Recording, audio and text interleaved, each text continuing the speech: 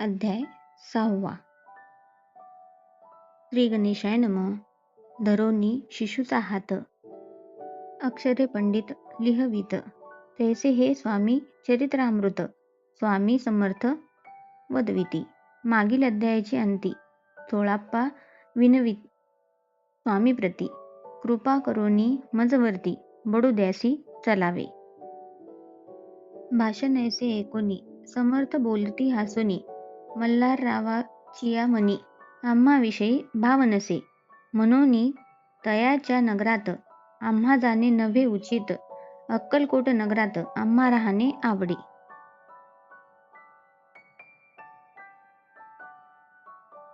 येसा यत्न व्यर्थ गेला. तात्या मनी चिंतावला. आपण आलो ज्या कार्याला ते न जाय सिद्धीसी. परी पाहावा यत्न करोनी ऐसा विचार केला मनी. मग काय केले तात्यांनी अनुष्ठान आरंभिले.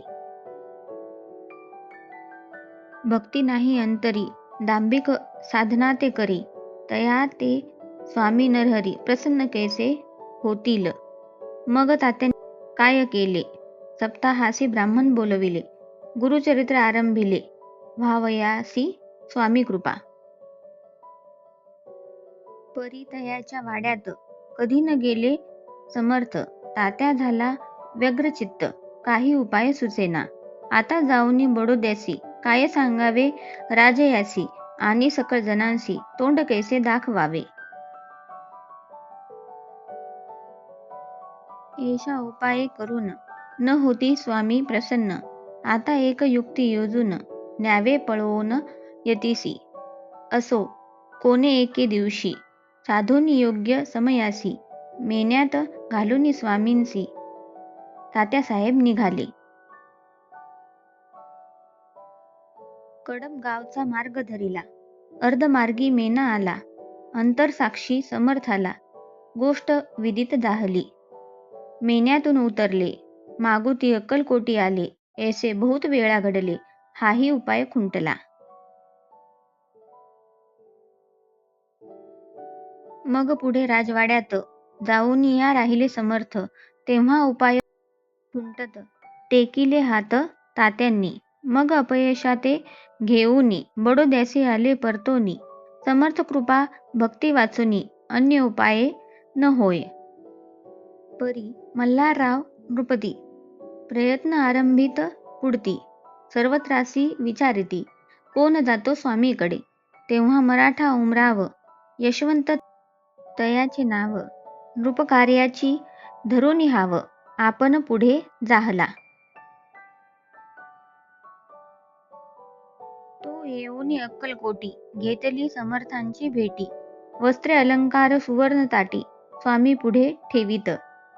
ती पाहुनी समर्थाला तेव्हा अनिवार क्रोध आला. यशवंता पाहुनी डोळा काय तेव्हा बोलले.